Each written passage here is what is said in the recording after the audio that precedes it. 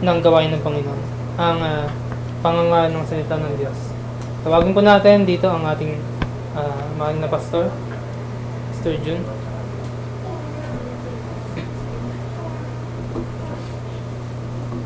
Tayo po ay magbukas ng ating Biblia sa Acts chapter 4. Acts chapter 4 verse 32 down to verse 35. Acts chapter 4, 32 hanggang 35. Kung kayo po ay may Biblia, buksan nyo po yan. Huwag po kayong mahiya na gamitin ang sandata ng ating espiritu. Walang iba kundi ang salita ng Diyos. Magandang hapon po kay Nanay Tess at sa lahat ng kasama niya dyan sa Laguna.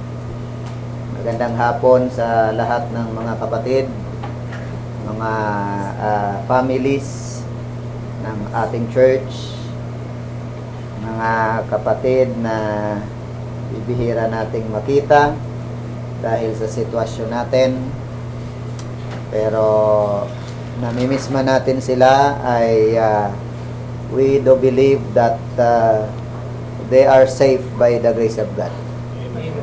Amen. And let's pray for one another. Amen. Lagi. So Acts chapter 4 verse 32 down to verse 35. Sabay-sabay. Sabi po dyan, and the multitude of them that believed were of one heart and of one soul. Neither said any of them that aught of the things which he possessed was his own, but they had all things common. And with great power gave the apostles witness of the resurrection of the Lord Jesus. And great grace was upon them all. Neither was there any among them that lacked, for as many as were possessors of lands or houses sold them, and brought the prices of the things that were sold, and laid them down at the apostles' feet, and the distribution was made unto every man according as he had need. Yan, ang pamagat po ay learning by their example. Tayo po ay manalangin. Ama naming Diyos, i-bless mo po ang iyong salita. Gamitin mo ang iyong lingkod sa pangangaral. At kami po ay mabigyan ng instruction kung paano po ipamuhay ang aming buhay Kristiyano na wala pong pag-aatubili at wala pong anumang reservation sa aming mga sarili. Paglingkuran ka namin na walang kondisyon, Panginoon. Ang lahat po ay aming dalangin sa pangalan ni Jesus. Amen. Upo na po kayo. So, learning by their example. Ang sabi po ng Romans chapter 15 verse 4, ano man daw ang nakasulat ay nakasulat para sa ating learning. So kaya hindi nagkamali ang Holy Spirit na isulat ang Acts chapter 4 verse 32 to 35. Amen? Nakasulat yan dyan for our learning. Amen? Oo, di ba? Sabi Diyos sa Romans 15:4, for whatsoever things were written aforetime were written for our learning. Okay, that we through the patience and comfort of the scriptures might have hope. So wala po tayong ibang pag-asa at pinagkukunan ng mga prinsipyo sa buhay bilang believer kundi ang Bible. Sapagkat anuman pong nakasulat sa Bible, bago pa tayo ipanganak, nandyan na yan. Diba? Yan po ang ating pong authority of faith and practice. Tama po ba? So, kaya without reading the Bible, without believing God's Word, without learning from the examples of the biblical characters, no? May nagugutom na po dito. So, hindi tayo matututo. Amen? So, kaya ngayon, ang titingnan natin ay yung unang church. Dahil sa kanilang example, pwede tayong matuto. Kaya lang, ang pagkatuto po ay based on our need Pangalawa, ang pagkatuto ay based on our interest. Hindi po tayo matututo kung hindi ka interested na matuto. Amen. Amen. So kaya ang tanong ko sa iyo ngayong hapon, interesado ka bang matuto? Amen. Oh, 'di ba? Sabi ni Dr. Jack Hiles, everybody is a teacher to me. Amen. Kahit daw anong edad natin, pwede tayong matuto.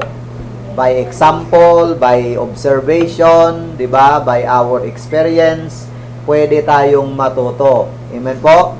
Life is a continuous process of studying.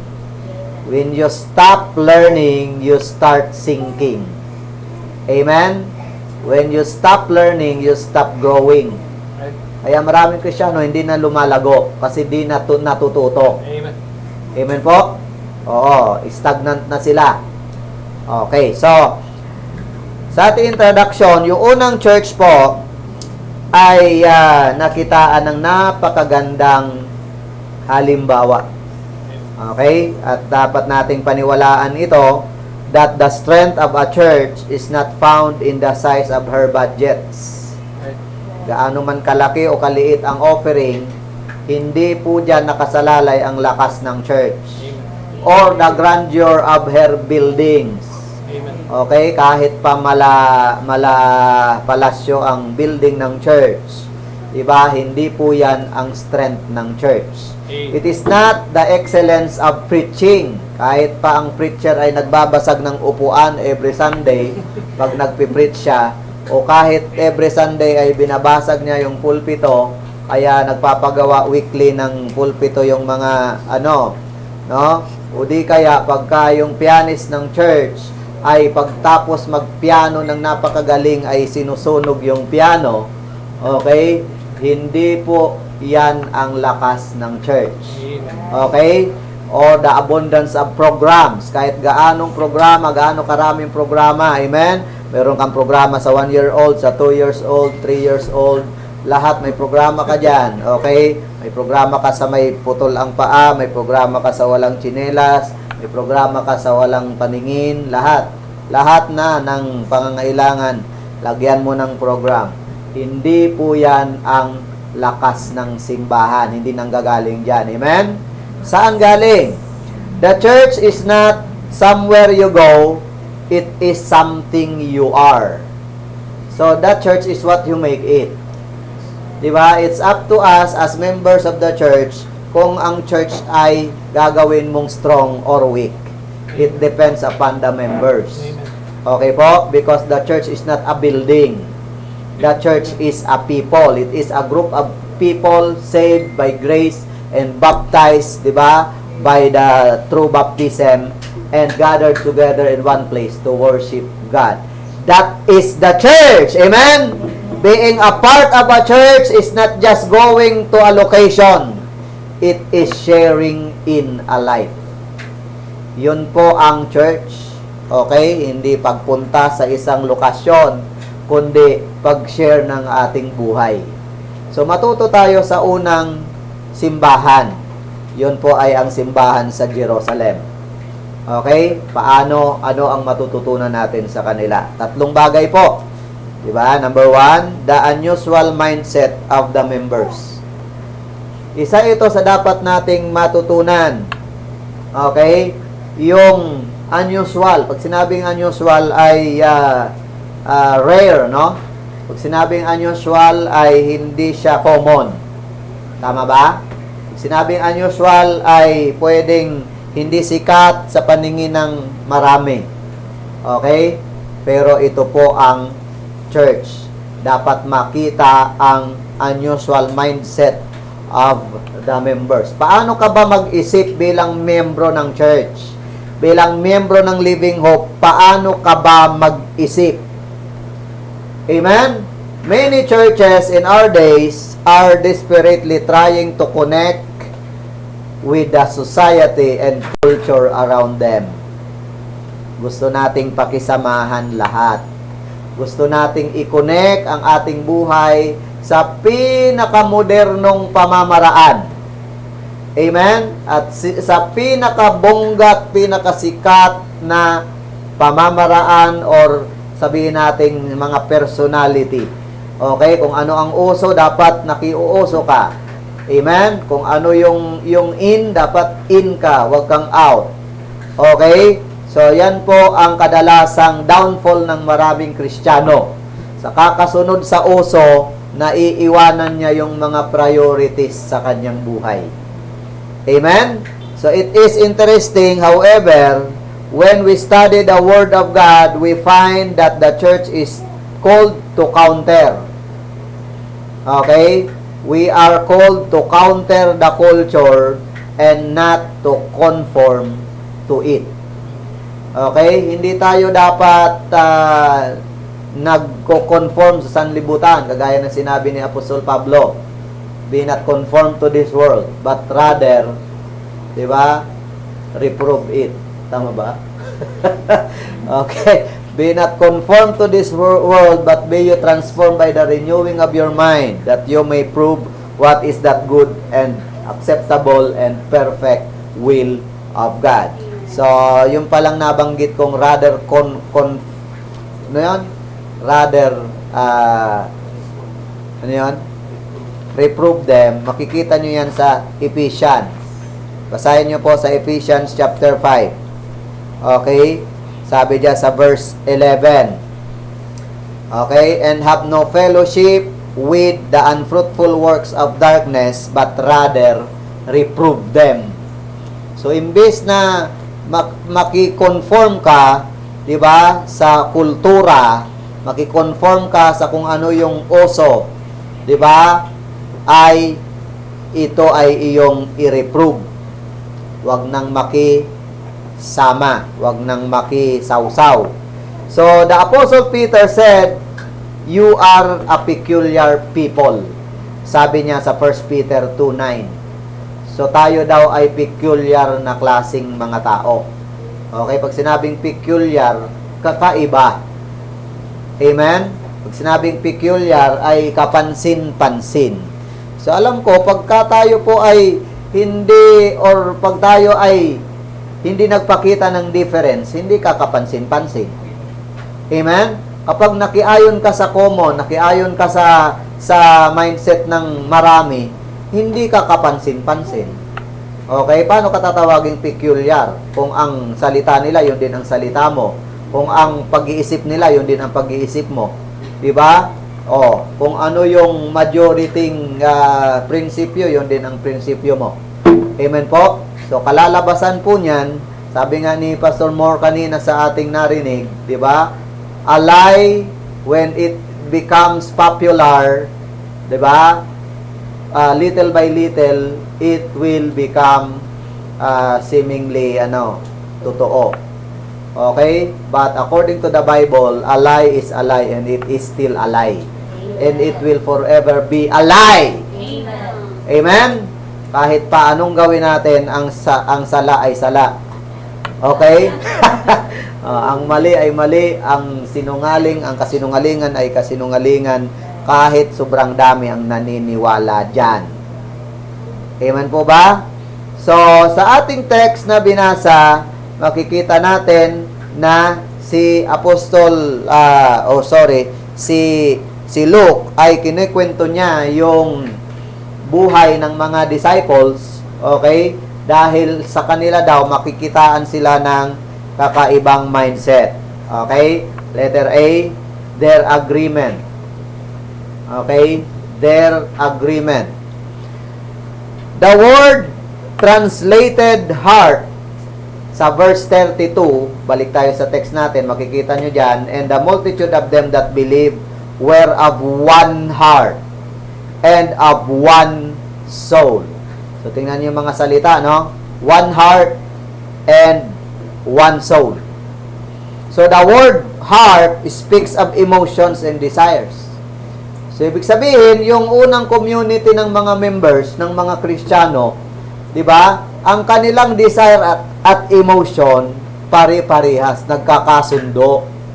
Amen? Wala sa kanilang killjoy kung lahat ay masaya. At wala sa kanilang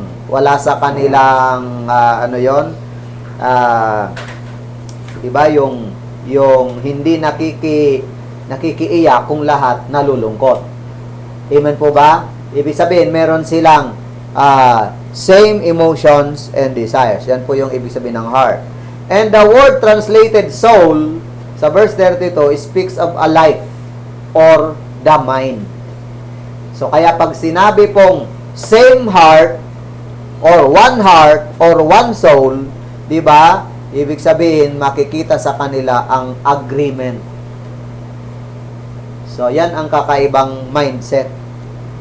Amen po? Na makita sa unang mga mananampalataya.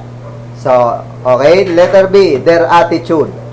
Ang sabi po dyan sa verse 32, neither said any of them that aught of the things which he possessed was his own. Okay, meron na silang one heart, merong one mind, tapos hindi pa nila inisip na yung kanila, yung bagay na kanila, ay di nila inisip na kanila yon. Di ba napakagandang attitude yan? Amen?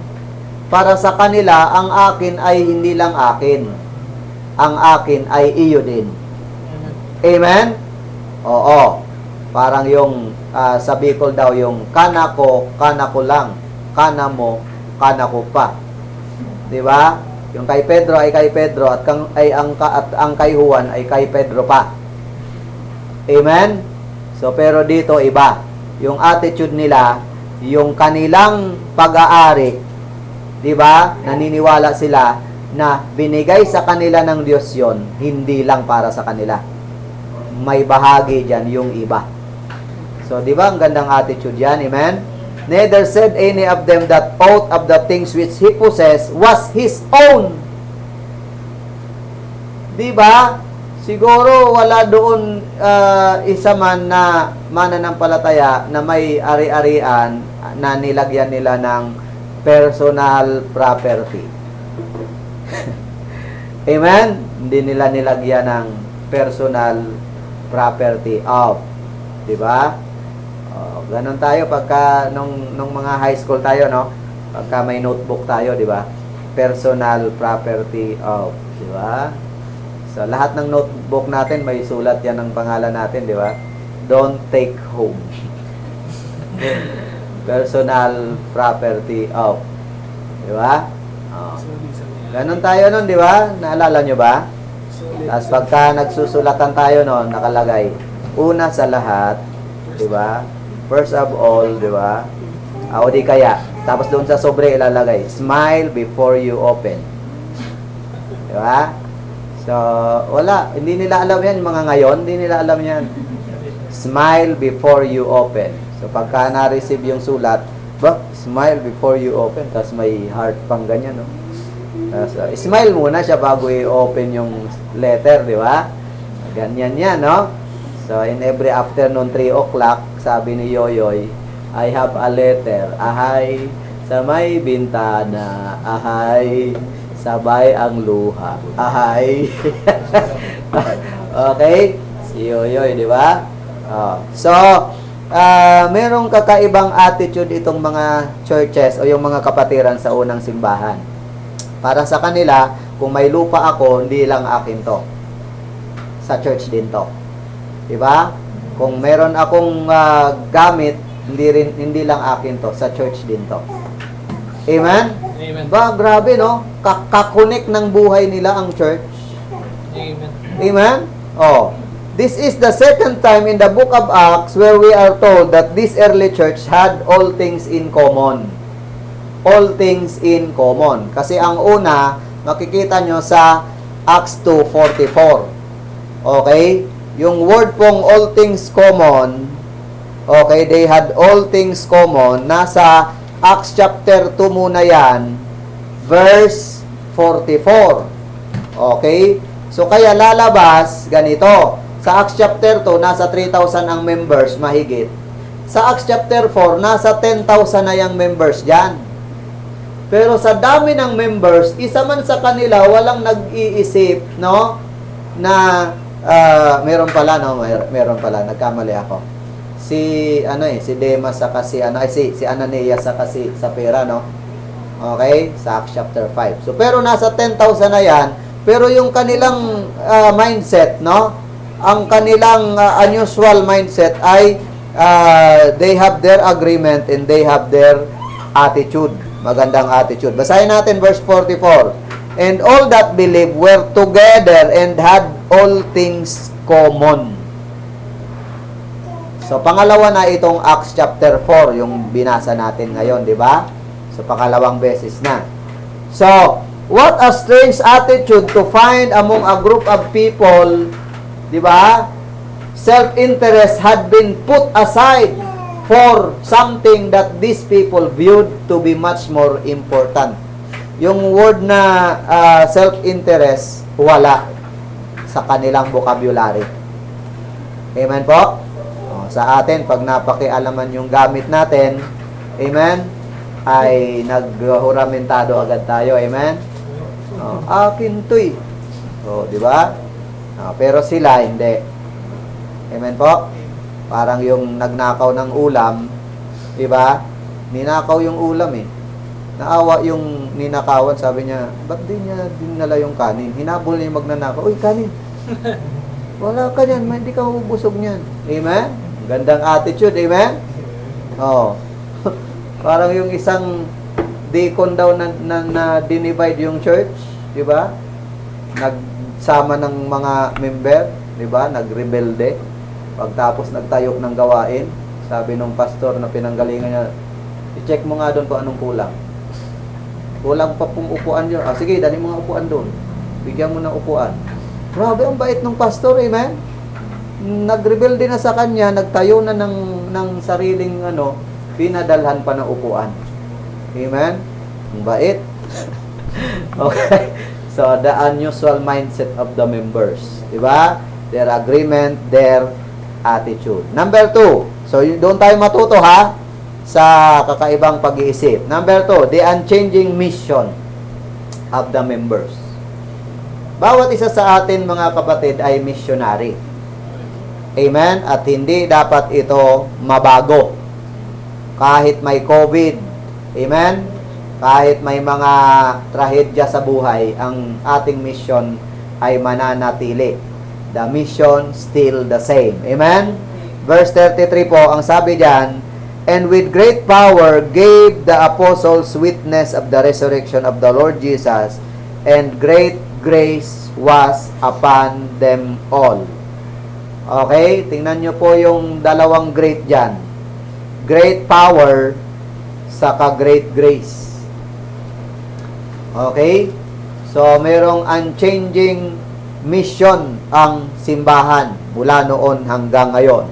While many churches in our days are changing their directions and shifting priorities, this original community of believers speaks to us and reminds us that our mission in this world has not changed. Amen.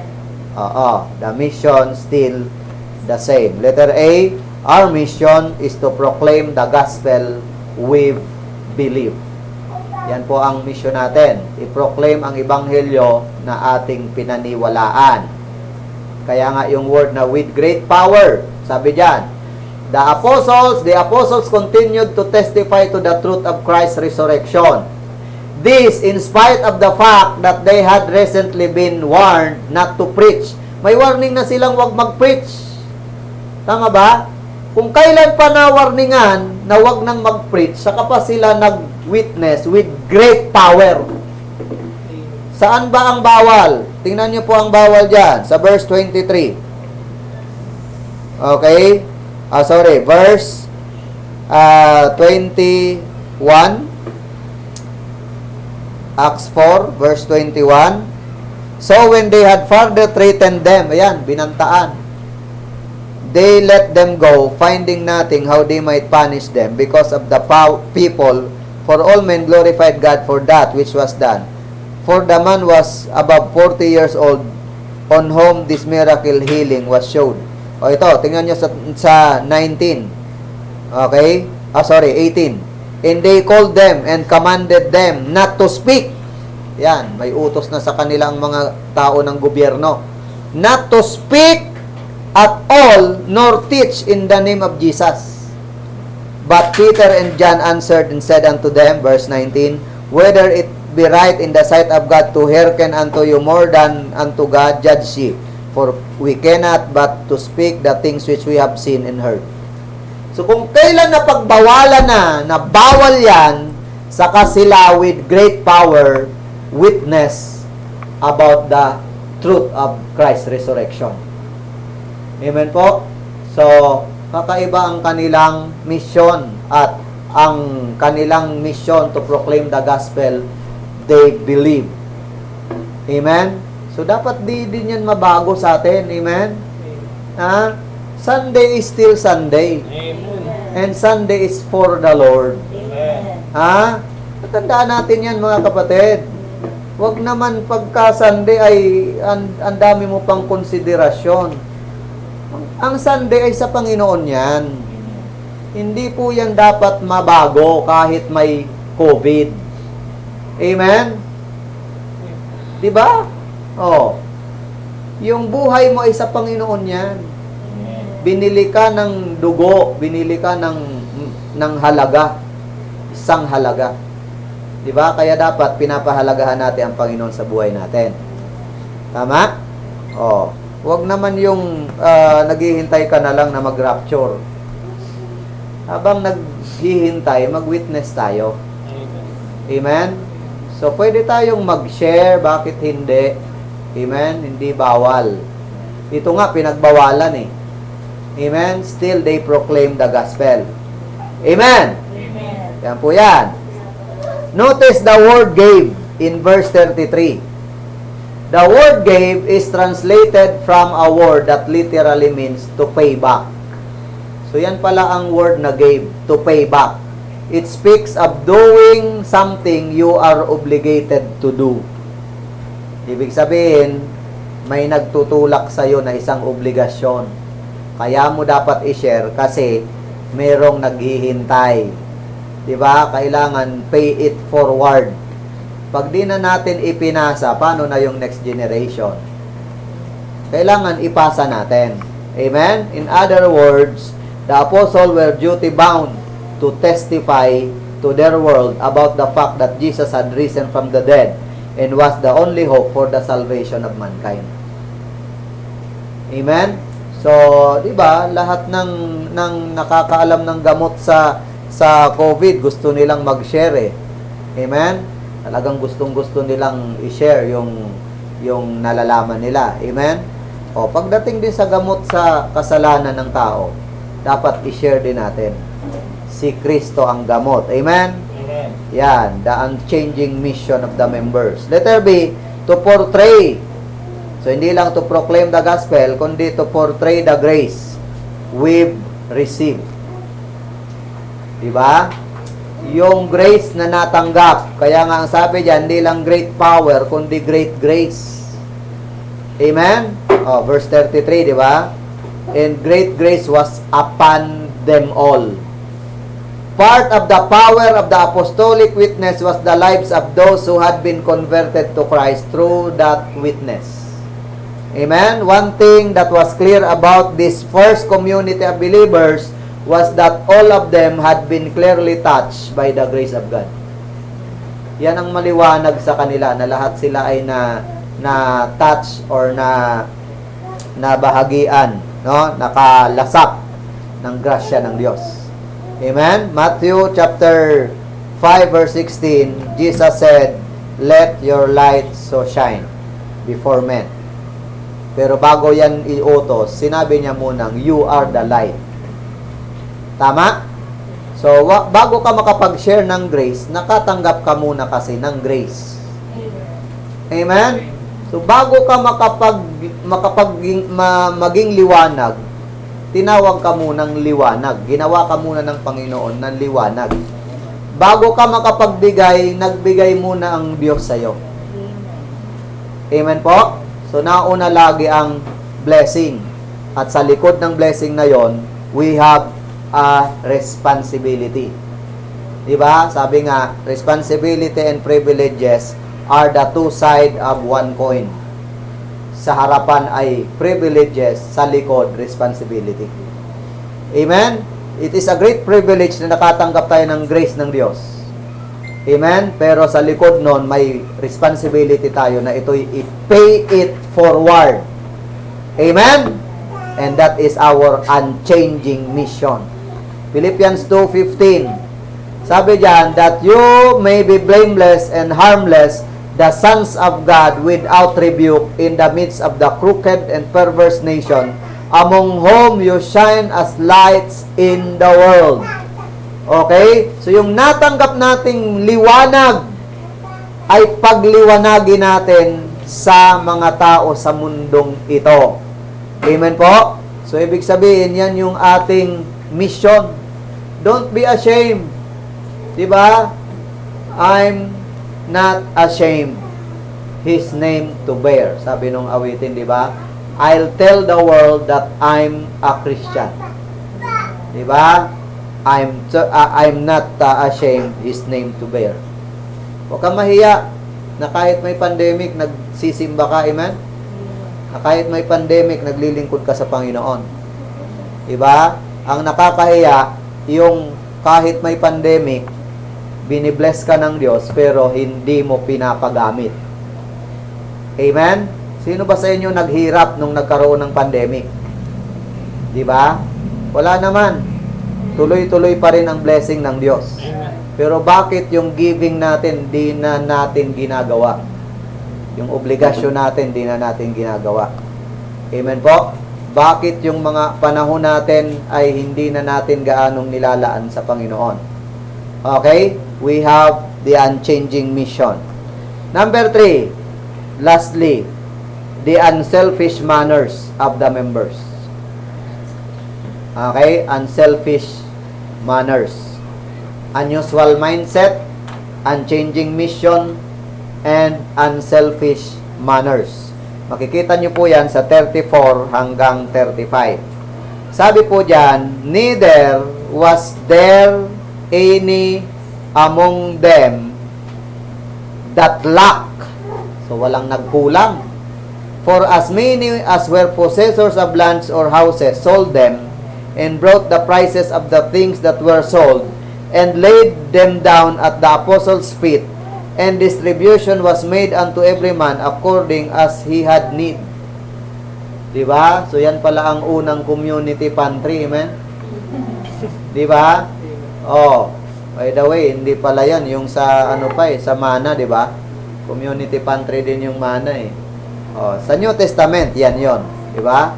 So, the unselfish manners of the members. Yung bang, yung ari-arian nila, tinuturing nilang para to sa lahat, hindi to para sa akin. Amen? Pangit na ugali yung nakaganon yung kamay natin, no? Amen. No? Pagka may need tayo, ganun yung kamay natin, no? Pero pagka meron na tayo, ganun na yung kamay natin. Okay, meron akong pinorward sa GC natin, yung bata na na may plato, 'di ba? Dalawa silang bata eh. Meron doong chocolates eh. Ang ginawa ng isang bata, ang bilis ng kamay niya, oh. Ubos, kukuha pa lang yung isa, wala na, nasa bibig na lahat. Hindi, grabe yung iyak ng isang bata. Ang ginawa niya, kumuha siya. Nilagay sa plato. Dalawa. Tapos nung kukuha na ulit yung isa, kinuha niya na naman yung isa. So isa lang tuloy yung, galing na nga sa bibig eh, di ba? Oh. Grabe, bata yun ha, bata. Oh. Pwede nating maintindihan, amen? Bata eh. Amen po ba? Pero kung ikaw matagal ng Kristiyano, no? Pagkadating sa need mo ay grabe ang iyong pagiging yung halos saluhin mo na lahat ng sige, bigyan niyo ko. 'Di ba? Pero pag ikaw naman yung magbibigay ay kapiranggot, no? Amen. Tingnan niyo to. When Karl Marx, kilala niyo si Karl Marx, 'di ba? Siya po ay nagtayo ng Marxism, 'di ba? Oo. When Karl Marx formed his communist doctrine, he took its foundational principle from the early church community in the book of Acts. Aba, nagbasa pala ng Bible si Karl Marx. Okay, at kinuha niya ang mindset, no, yung manners ng mga mananampalataya sa book of Acts. From every man as he is able, di ba? Oh, yan yung mantra nila na ginawa. The communist mantra is, from every man as he is able, to every man as he has need. Oh, di ba? Biblical pala ang communist. Amen? From every man as he is able, to every man as he has need. Okay? One writer writes, the early Christians shared their possessions not because they were communist or socialist, not because they were forced to share their things, but for a far better reason. They shared their goods because they were generous. That's the reason, amen? Hindi dahil komunista sila. They shared their goods because they were generous. And they were generous because they had learned generosity from God.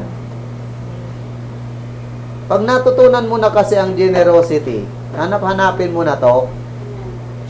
Amen? Lalo na yung may mga gift of giving, hindi papayag yan. Amen? Hindi papayag yan na hindi siya kasama sa ambagan. Hindi papayag yan na iba lang yung nag-aambag.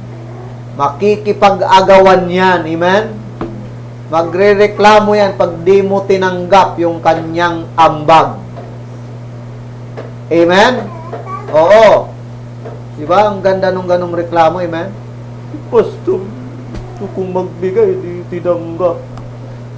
Sige na, brat. Sige na, sis. Mas kailangan nyo yan. Alam ko, pastor talaga, oh. Ba, nakaka-offend. Amen? Ang sarap ng ganong pagka-offend. Amen? No? Dahil di tinanggap yung regalo mo. Oh, si Pablo, ganun ang naramdaman niya sa church ng Macedonia. Amen? Na? Alam niyang grabe ang kahirapan ng church ng Macedonia. Diba? Tingnan nyo. Basahin nyo ang 2 Corinthians chapter 8. Kung gaano sila kahirap. Sabi sa verse 1, moreover, brethren, we do you to wit of the grace of God bestowed on the churches of Macedonia. Churches, ha? Hindi lang isang church. Churches of Macedonia. How that in a great trial of affliction, the abundance of their joy and their deep poverty abounded unto the riches of their liberality.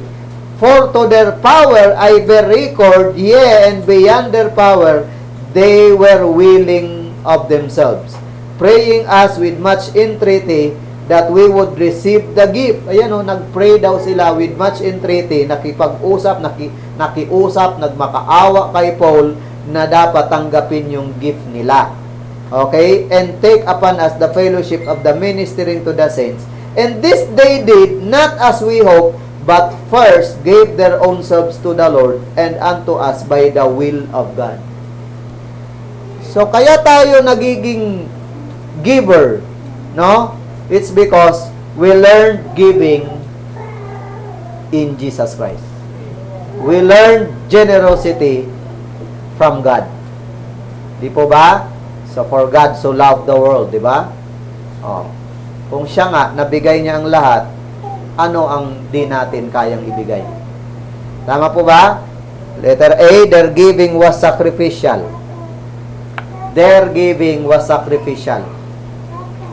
Okay? Or dapat were sacrificial. Tama? No? Yan ba yan, no? Sister Shaira? Their giving were sacrificial or was. Was. What we need to see is the obvious sacrificial nature of their giving. These people sold houses and properties and gave the entire proceeds to the work of the Lord. Amen po? Ang ganda niyan, di ba? Yung kanilang mga lupain, di ba, ay binenta nila. Okay? At ibinigay nila yung bahay nila at lupa, ibinigay nila sa Panginoon, sa gawain ng Panginoon. Bakit? Kasi ang word ay as every man had need. Okay?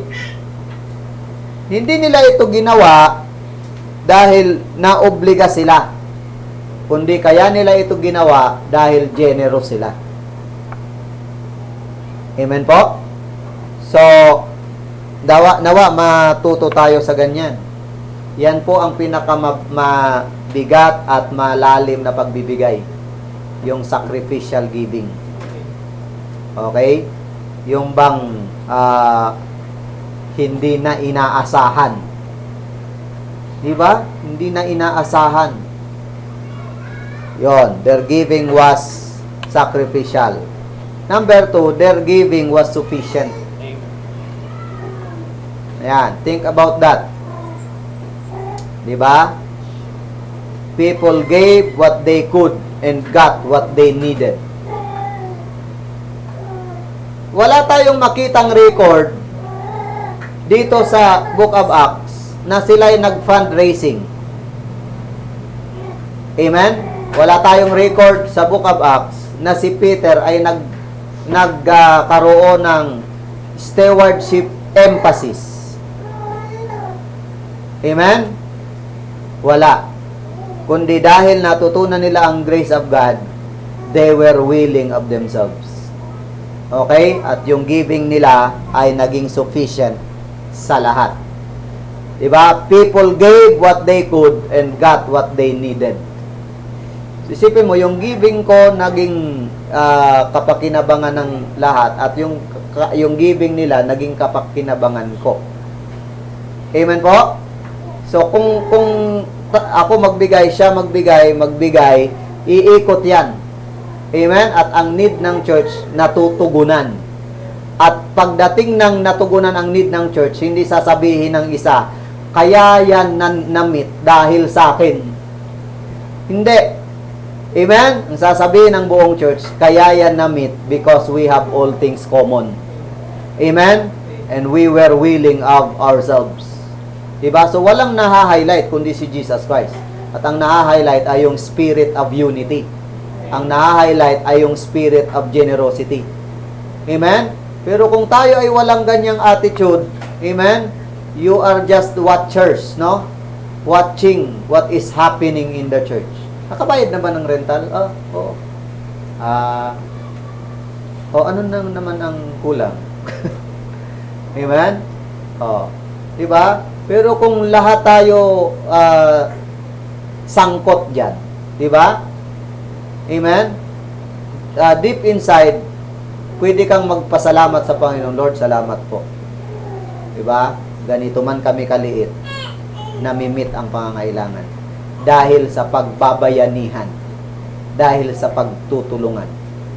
Okay? The needs within the church were met by generosity and service of the members within that church. We still believe at di yan magbabago. At I hope na pag kinuha na ako ng Panginoon at may pumalit na magpapastor sa inyo, hindi pa rin magbabago. Na ang pangangailangan ng church ay dapat ang gagamitin ng Diyos mga members. Amen. Primarily mga members. Amen. Amen? Hindi tayo magpapabingo, ano pa yung mga magpaparapol o diba, magsusulisit para sa pangangailangan ng church. Amen? Diba? O magpatak-patak din sa mga kapitbahay. Amen? Hindi ganon. Diba? Ang paniniwala natin, ang baptismo, B, Bible alone. A, autonomy of the local church. P, priesthood of all believers. T, two ordinances and offices. I, individual soul liberty. S, separation of church and state. T, tithes and offering. Amen? We still believe na sapat ang binibigay ng Diyos sa mga mananampalataya, member ng church. Pinapaulan ng Diyos ang biyaya niya sa inyo para kayo naman ang mag-bless ng church. Amen. through your tithes and offering. Amen. Amen? Oo.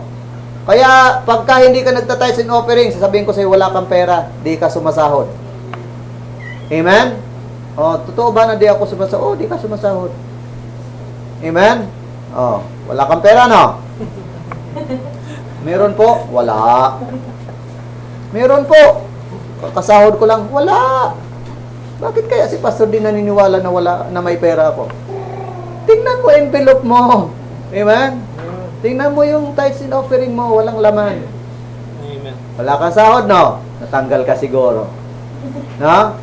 Ay, hindi, pastor. Kahit 1 year na to, di ako natanggal.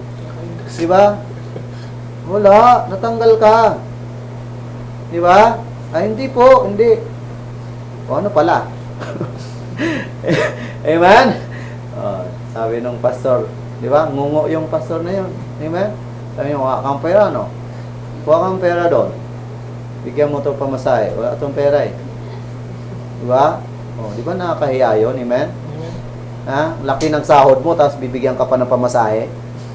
Naawa sa'yo, bakit? Kasi tithes and offering, di mo magawa. Di mo maibigay. So, naawa sa yung pastor, amen? Hindi yata ito sumasahod, buti may nabubuhay pa to. O, bigyan nga to ng ano. Nako ha? Pero yung faithful sa tithes and offering, alam nyo po, hindi halata na sila'y apektado ng COVID. Hindi halata kasi ang grace ng Diyos ay sumasagana sa kanila. Di ba? Hindi natin hina-highlight yung mga matatapat, amen? Ang hina-highlight natin ganito, God is able to make all grace abound toward you. God is able, amen? Amen. So, tatandaan natin na yung kanilang giving naging sufficient. Okay? So, bago tayo magbigay ng conclusion, no? Meron pong isang pastor, bagong pastor, na nagpastor sa isang parang dead church. Bakit dead church? Kasi ang mga miyembro ay parang hindi kumikilos, napakatamlay, di ba? At ang plano ng young pastor na yon ay dapat ma-revive ito. So kaya nakita niya ang need eh. Nakita niya ang kulang sa puso ng mga tao. Hindi sila generous, kaya malulungkot ang buhay.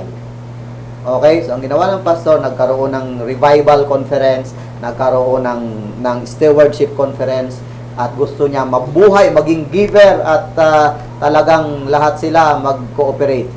At lumipas yung isang try, hindi umepekto. Pangalawang buwan, ginawa ulit, walang epekto. Diba? Pangatlong buwan, hanggang sa gusto nang mag-quit ng pastor. Dahil wala eh. Preach ng preach, walang epekto sa buhay. Okay? Isang araw, sabi niya, may nag-advise sa kanyang isang matandang pastor. Sabi niya, gawan mo ng gamitin mo ang utak mo. Siyempre, mga advice ng mga veteran, iba eh. No? Gamitin mo utak mo. So, napaisip siya, paano ko gagamitin ang utak ko? Ginamit ko na yung lahat ng style ng pag-convince sa kanila. Gamitin. So, naisip niya ganito. Nag-announce siya doon sa community na may funeral service sa darating na linggo dahil may patay. Okay? And that is the first time na napuno yung church. Okay? Dahil may patay. Okay? So, sa pintuan pa lang ay yung mga tao nag-uusisa kasi may kabao nga naman sa loob. Okay? Sabi ng mga tao, sinong patay? Okay? Ang sabi ng pastor, yung church natin patay. Okay? Kaya kailangan pumunta kayo at magkaroon tayo ng funeral service. Okay? O di lahat pumasok, isa-isa pumasok, puno. Okay? At bago mag-funeral service, ang sabi ng pastor, gusto nyo na bang matunghayan ang katawan ng ating church na nakahimlay Gusto niya na bang makita? Opo. O, sige. So,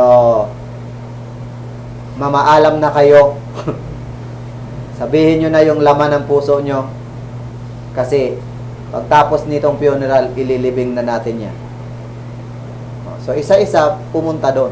Kasi gusto nila, curious sila eh. Ano bang katawan ng church? Ano bang itsura ng nandun sa loob ng kabaong? So, curious sila. Amen? So, isa-isa lumapit. At, pagdungaw nilang ganyan, ang nakikita nila yung sarili nila.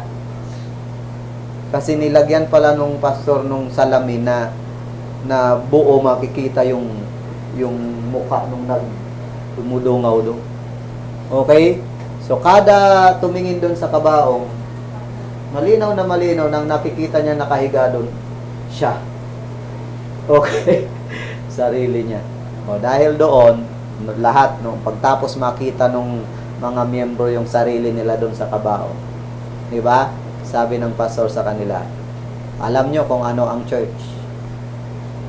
Ang church ay hindi building. Ang church ay tayo. Ang church ay ikaw. Amen? Kaya kung patay ka, patay ang church. Amen? Kung matamlay ka, matamlay ang church. The church is what you make it. Naintindihan po natin? So, the church is not a building, sabi ng ating conclusion. The church is not a building, it's a body. That body is a community of believers, brought together by Jesus Christ and His gospel. The health and life of a church is therefore dependent upon the health and life of that community of believers. So, kaya pakita nyong malusog ang church sa pamamagitan ng pagpapakalusog nyo. Amen? Pakita nyong malakas ang church sa pamamagitan ng pagpapalakas nyo. Amen, mga member? Ipakita nyong masaya ang church sa pagiging masayahin nyo.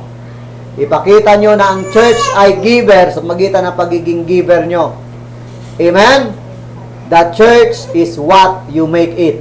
Hindi ito building. A church is a people. Amen? At yan ay ikaw at ako. Okay? So, kaya pagka pumupunta ka sa church na malungkot ka, ginagawa mong malungkot ang church mo. Amen. Pag pumupunta ka sa church na masaya ka, ginagawa mong masaya ang church mo. Amen? Oh, the church is what you make it. Papayag ka ba na ang church natin ay aandap-andap? Di ba? Dapat hindi. Amen? Kapagkat pagbalik ni Jesus Christ, ang church ang kanyang kukunin. Okay? So, grupo ng mga mananampalataya sa rapture, di ba? When the roll is called up yonder, I'll be there. Di ba? So, dapat ngayon pa lang pahalagahan natin ang body of Christ. And that body is us. Amen? The community of believers. Matuto tayo sa experience nitong mga naunang believers. Matuto tayo sa buhay ng naunang church. Ang church sa Jerusalem, they turned the world upside down because of these three reasons. Okay? Unusual mindset. Amen? Yung nagtataka ang mga tao, bakit kaya kahit may pandemic nagkakantahan yung mga yan? Diba? Bakit kaya kahit may COVID ay nagsasamba yung mga yan? Ang tawag yan, unusual mindset. Hindi yan arok ng isipan ng mundo. Amen? Pangalawa ay yung tinatawag na yan, unfinished business. Okay? Or unchanging mission. Yung ating mission hindi magbabago. Okay? And kagaya kanina, may nag-speak sa atin na missionary at nakita nyo naman yung work sa Myanmar at sa other countries, di ba? Na pinuntahan niya. Grabe. Di ba? So, sigurado po na kapag tayo naging part ng ng buhay ng missionary na yon, amen, ay, di ba, kumbaga, hindi nag-i-steady sa isang lugar ang iyong blessing. Nakakarating ng ibang bansa. Amen? Kaya dapat nagsusupport tayo sa mission. Amen po? O, willing ba kayo mag-support sa mission? Amen. Bubuhayin natin yung foreign support. Amen? Amen. Sa missionaries. Yan. So, tapos, kung ikaw mismo ay tawagin na mag-missionary, mas maganda. Amen? Mas maganda. Don't say no to Jesus. Yan. Lalo pat time is running out. Okay? Yun po yan. Unchanging mission. At panghuli nga ay yung tinatawag na ano yun? Unselfish manners. Ang manner ba natin ay unselfish? Di ba? Nawa, magkaroon tayo ng manner na kagaya nila. Di ba? Hindi iniisip ang bagay na pang sarili, kundi yung bagay ng iba. Di po ba? So, para sa kanila, my blessing is not mine alone. It is ours. Amen po? Kaya nga, nung nagturo ang Panginoon ng pattern ng prayer, hindi niya sinabing, give me this day my daily bread. Tama ba? Our Father, which art in heaven, hallowed be thy name. Thy kingdom come, thy will be done, on earth as it is in heaven. Give me this day my daily bread. Hindi niya sinabing ganon. Ang sabi, give us this day our daily bread. Meaning to say, your bread is not yours alone. Diba? May bahagi ang iba dyan. Para din yan sa iba. Amen po? So, kaya pag nagpipray ka, isama mo sa prayer ng needs ang Christian community. Diba? Yung mga kapatid mo sa Panginoon. Pag kumakain ka, isipin mo, kumakain ba sila? Amen? Pag may sakit ka, papunta ka sa recovery, Panginoon, sino kaya ang kagaya ko na meron ding sakit? Di ba, mga kapatiran? Lord, one body kami, please help us. Amen? Sakit ng kalingkingan, sakit ng buong katawan. Glory ng kalingkingan, glory ng buong katawan. Okay? Nawa matagpuan tayong matapat hanggang sa bumalik ang Panginoong Jesucristo. God bless you. Panginoon, salamat po sa iyong salita. Sa maghapon, sa aming pong mga natanggap na instruction, mga pangaral, Panginoon, mga bagay na kailangan namin sa panahong ito. Lord, makita nawa sa bawat mananampalataya ang sigasig, ang consistency sa paglilingkod sa iyo kahit ano pa pong kalagayan. Salamat po, Ama, sa unang simbahan sa Jerusalem na nakitaan ng napakagandang karakteristik, Panginoon. Thank you, Lord, sa mga bagay na ito dahil ito'y nakasulat. Ano mang nakasulat ay para sa aming learning. Salamat po, Ama, nawa isabuhay po namin ang lahat ng ito. Sa amin po mga visitors, tulungan mo sila na ang kanilang buhay ay lumago spiritually. At una sa lahat, matiyak nilang kaligtasan. At kung tiyak na, Panginoon, ay magpasya sila na magpabaptize para sila ay maging useful, Panginoon, sa inyong gawain. Salamat po, Ama. Ikaw po ang inaasahan namin na magbigay ng pag-asa sa lahat, magbibigay ng strength. Ilayo mo po ang bawat isa sa karamdaman, lalo na sa virus na ito, Lord, at sa mga bagong variant, Panginoon. Bigyan mo ng sapat na lakas ang bawat katawan po namin. Bless mo po ang aming mga kapatiran. Ikaw po ang gumising at maghamon, Panginoon, sa mga nanlalamig na sila po ay makapanumbalik ng kanilang sigasig sa iyo. Ang lahat po ay aming dalangin sa pangalan ni Jesus. Amen. Okay, thank you so much mga kapatid. Salamat po sa maghapon na inyo pong pagsuporta sa ministry. Okay? So, doon sa di pa po nagsisend ng kanilang picture, ng selfie para po sa attendance.